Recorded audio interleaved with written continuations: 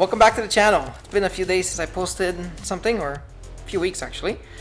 Let's see. Weather's been crazy. We got some snow, but the snow is gone because it rained, because Seattle gets a lot more rain than snow and anything. Anyways, so today we're going to be upgrading the throttle body. I currently have the Ford Racing twin throttle body, and some guy locally, good guy named Dean, pretty cool guy, was selling a new throttle body, and so I picked up a new throttle body. It is big, it's massive. So yeah, I know some people would say that drivability could suffer a little bit through this, but what the heck, let's give it a try. So let's get this guy installed in the car and see how it works. So yeah, let's go ahead and do that really quick. First things first is we need to get the hood opened on the car. So to do that, I gotta pop the hood pins. So let's go ahead and do that.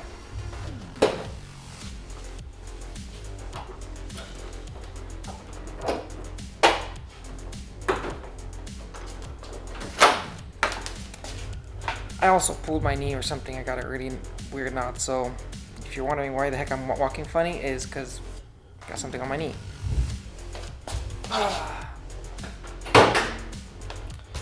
Also, I got this really cool thing. It's a DJI RS2 gimbal. Got a new camera, and that's why you get this cool, awesome follow me feature now on the video.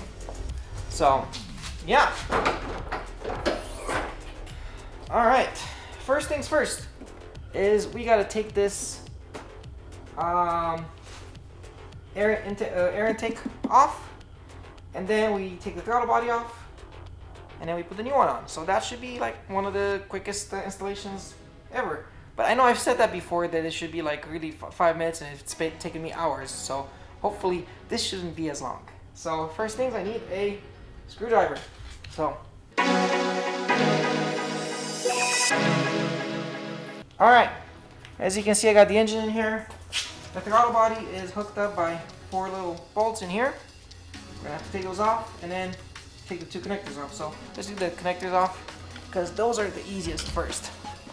A little tool, I need a little tool to add some persuasion on this, since this is gonna reach better to the bolt. So 4 bolts, 1, 2, and 2 below. Take that off, and then the throttle body comes off.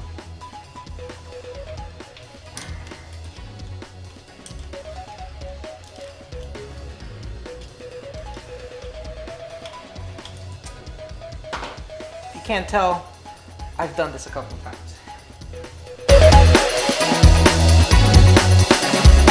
Of course, whenever I say things are going to take 2 minutes, it's going to take longer.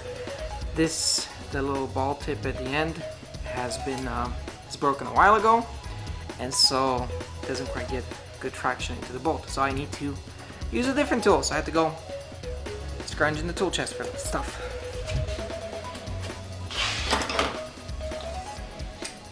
This gets put away. Just kidding, this is too damn long, so I need to use a shorter extension.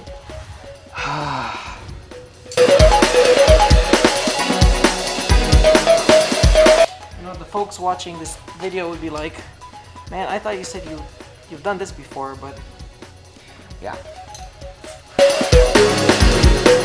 Okay, 1 bolt is out.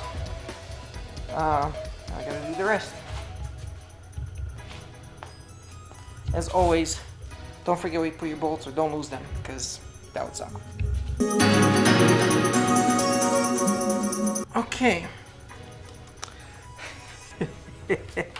That is quite the difference in the opening between the two. Even though this is still a twin 65 mil or whatever, the big Super Cobra Jet, but I mean, the opening on this puppy is just impressive. So this should help improve airflow into the engine a little bit, pick up a couple of ponies, and I know I have to retune it, so I will be calling my buddy down in Venezuela, Lido, aka the 3-volt, or not 3-volt, the 3-valve whisperer, as I would call him, because he is an expert in tuning 3 valves. I'll give him a call or message him, not really call because I don't call in Venezuela, and we'll do some data logging and he'll get that updated for me.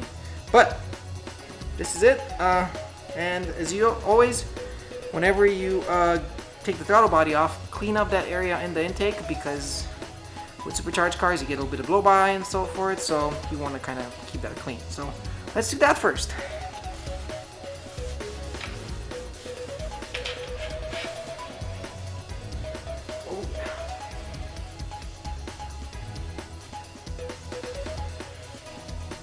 Alright, that is nice and clean, or nice and dirty, and the inside's clean. So next we just put the throttle body on and get it bolted. So that's next. As I don't know if you noticed, when I took it off, I left the bolt on the bottom inside, and then I used the hex to kind of push it in. Because it's in a very funky location, it does help with making sure that you don't lose it when you try to put it in afterwards. So we're going to repeat the process in reverse.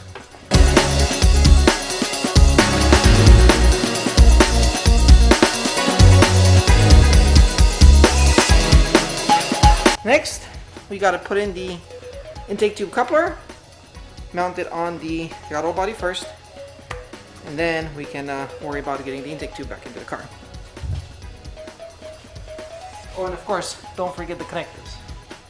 One here, and one here. So I got this fancy screwdriver. I don't remember where I got it from. Client Tools. Anyways, cool thing about it is that it's got these inserts for different kind of tips and whatnot. But if you take out the insert, it is the exact diameter for the bolts on the intake tube.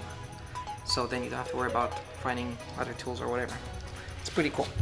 And now that everything is bolted up, the only thing you have left to do is to do a walkthrough on everything you've touched and make sure you haven't left any like connectors loose or whatnot. So we'll do that, and then pick up the camera. I'll show you the inside of the engine bay. I know you probably have seen it in the power steering videos, but yeah. Okay, the whole area is cleaned.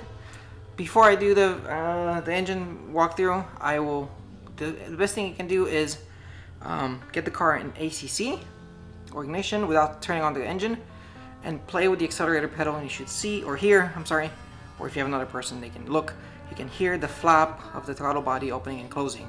That's when you know that the throttle body is actually functioning, at least. So that's next.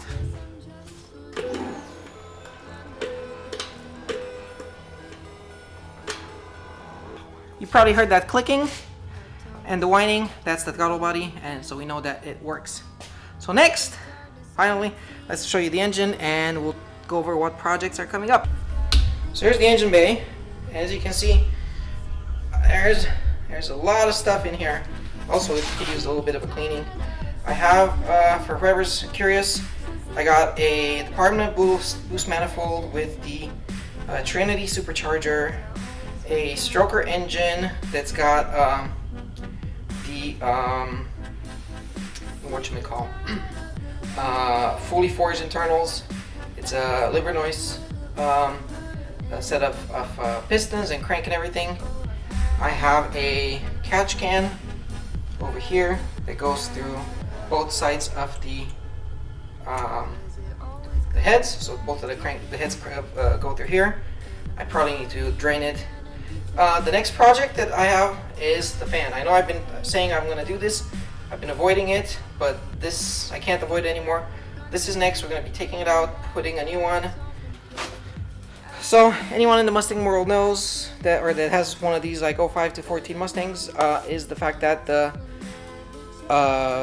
radiator fan likes to go out quite often, and when it goes out, it starts taking too much current, which in turn ends up melting your fuse, the wiring under your fuse panel. So to avoid that, I have a buddy that was actually selling a new one because he got rid of his car and stuff. Went through a really crappy breakup. His girlfriend pretty much destroyed his car, and so he just got rid of it. Yeah, she like spray painted it and did a lot of really nasty stuff. So anyways, he was selling a fan, brand new one, Ford Racing. Picked it up. We're gonna be putting that in, and then next, I keep avoiding it because it's a very long project, is going to be the trunk. We have to put in a new sub box that's somewhere in there. We have to put in new carpet in the trunk. I'm gonna get rid of the laminate. It was cool when I got it, but I'm gonna make it look really like clean and OEM. And then we have that somewhere in there. So somewhere up there we have the tank from whatever company bellied up last year that has a built-in compressor and everything. So we're gonna be putting that in and setting that up. So yeah, thanks for watching, and I'll see you guys on the next one. I know this one was a short one, more rambling for me, but yeah, thanks for watching, and I'll see you on the next one. Bye.